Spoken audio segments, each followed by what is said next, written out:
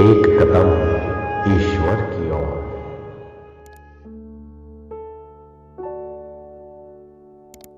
निर्वाण प्रकरण उत्तरार्ध 118वां सर्ग।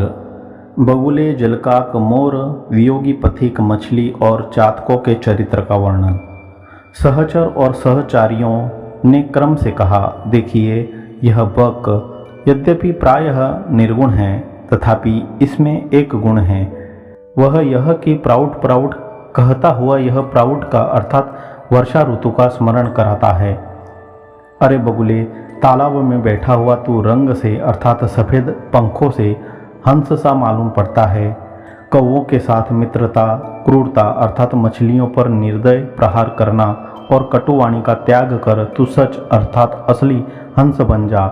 हे चतुर श्रेष्ठ, मछलियों को मारने में अत्यंत प्रवीण जिन जल कौवों ने जल जीवों से परिपूर्ण गंभीर जल के अंदर बार बार प्रवेश कर पहले अर्थात निगलने के समय मछलियों से चोंचे भर कर मछलियाँ खाई, वे एक कौवे जिनके गले में भाग्यवश किसी कारण मरी हुई तिमी जाति की मछलियों के भक्षण से रोग उत्पन्न हो गया है। अत्यंत क्षुधा समय में अर्थात आक्रमण के समय में तीर में कतार बांधकर स्थित हुए भी पंगु होने के कारण अपने सामने तट पर आई हुई अनायास पकड़ में आने योग्य मछलियों पर आक्रमण नहीं करते, यह बड़े आश्चर्य की बात है।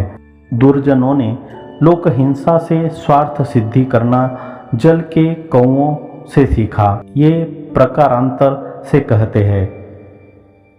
इसी तरह जल कौवे के समान ही अपनी स्वार्थ सिद्धि के लिए लोगों का गला घोटना उचित है। इस बात को दर्शाता हुआ जल कौवा मेरा गुरु बन गया है, यो दुष्टजन कौवे की प्रशंसा करते हैं। आकाश में यह सामने खड़ा बगुला जिसने सुंदर गर्दन ऊंची कर रखी है और सफ़ेद सुंदर पंख फैला रखे हैं, हंस ही है, यों लोगों द्वारा निर्णित हुआ। जब यह भूमि में कीचड़ से भरी छोटी तलैया में मछलियाँ पकड़ता है, तब लोग यह बगुला है ऐसा निश्चय करते हैं। कीचड़ से भरी छोटी सी तलैया में मछलियों को पकड़ने के लिए चिरकाल तक चंचलता दिखला चुके इसी सरोवर में तपका ढोंग बांधे हुए बगुले को देखकर धूर्तों के चरित्र को भली भांति जानने वाली कोई तीर प्रदेश स्थित महिला बगलों के समान ही अन्यत्र चिरकाल तक विषय लंपटतावश चंचलता वाले यहाँ पर तपस्या का ढोंग बांधने वाले रात्रि की प्रतीक्षा कर रहे धूर्तों को देखकर आश्चर्य में पड़ गई। पथिक की स्त्री कमल तोड़ने वाली महिलाओं को देख रहे अपने पति के अर्थात पथिक के प्रति कहती है, हे प्रियतम, इस जल में शीत को कुछ भी न गिनने वाली ग्रामीण स्त्रियों को देखो, ये सफ़ेद कमलों को ले जाती है। तुम इनका अनुगमन करना चाहते हो, इसलिए मैं तुम्हारी प्रिया नहीं हूँ, अतएव मैं जाती हूँ। हे नरनाथ, पूर्वोक्त वचन कहने वाली रूठी हुई अपनी प्रिया को मनाने के लिए यह बटोही मार्ग के पुष्पलता निकुंजों से भरे क्रीड़ा तट वन में बड़े जतन से अपनी प्रेयसी का अनुनय विनय करता है। कृपया आप देखिए। कोई पार्श्वचर इसी पथिक जोड़े के अर्थात स्त्री पुरुषों के चरित्र को ढिठाई के साथ कह रही वेश्या को राजा के लिए दिखलाता है। हे राजन, हाव भाव विलास, शरीर को मटकाना, कोप कटाक्ष और हास कर रही वेश्या उक्त पथिक जोड़े का चरित्र कहती है, कृपया आप देखें। बगुला, जलकाक और दूसरों पर घात करने वाले मछुए आदि नित्य एक ही जगह रहते हैं, फिर भी मूर्ख और विद्वानों की बुद्धि के समान इनकी बुद्धि का आपस में मेल नहीं है। खंजन की चोंच में पतंगा पंख फड़फड़ाता है, कांपता है। उसका पंख फड़फड़ाना क्यों है? मानो वह पूर्व जन्म संचित पाप की ऊंची जगह में पताका है।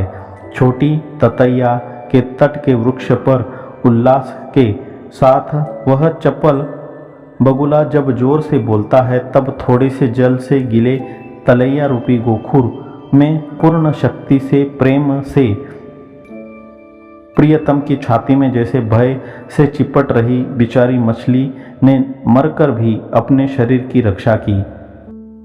इस संसार में महा आपत्ति प्राप्त होने पर हृदय फटने से हुई मृत्यु से बढ़कर दूसरा सुखपद शरण नहीं है।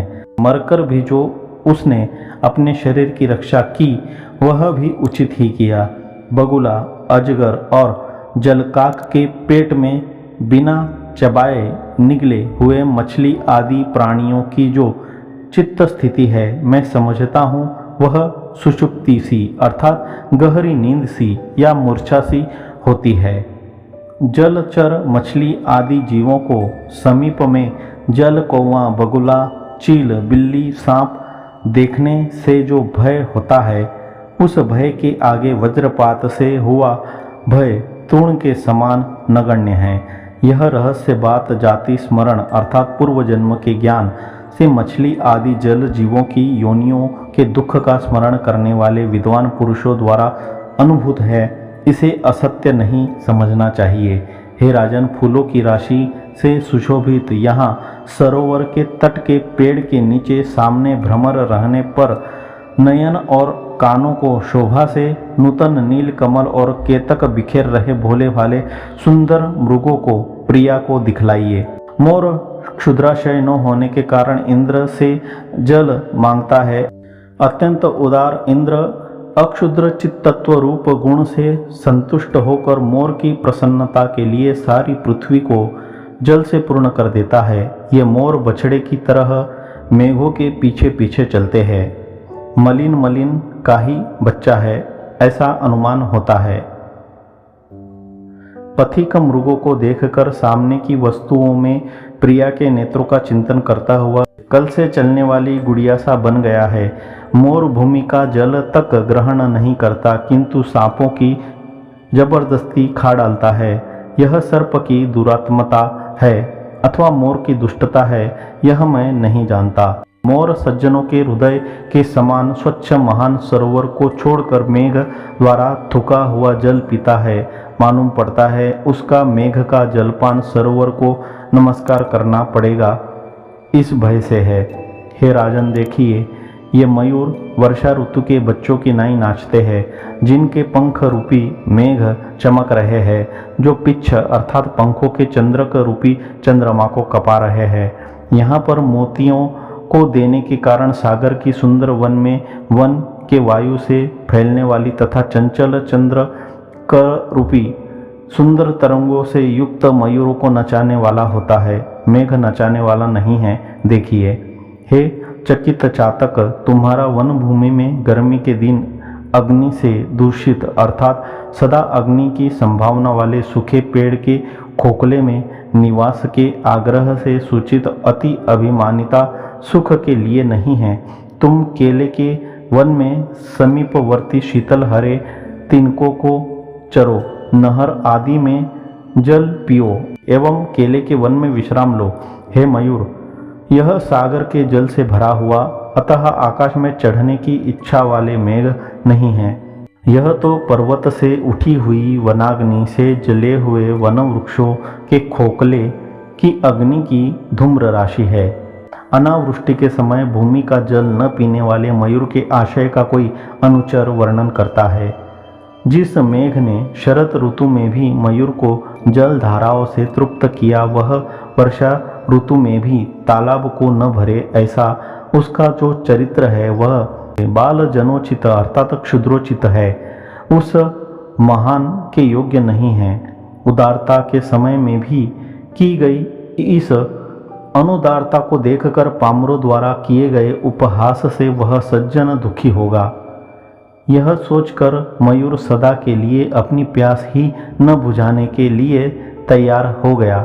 शंका, तो क्या मयूर अनुचितकारी है? समाधान, नहीं, मेघ के पेट से निकला हुआ स्फटिक सा स्वच्छ जल पीकर मोर प्यास से पीड़ित होकर भी फिर मार्ग में गिरा हुआ कीचड़ वाला जल नहीं पीता।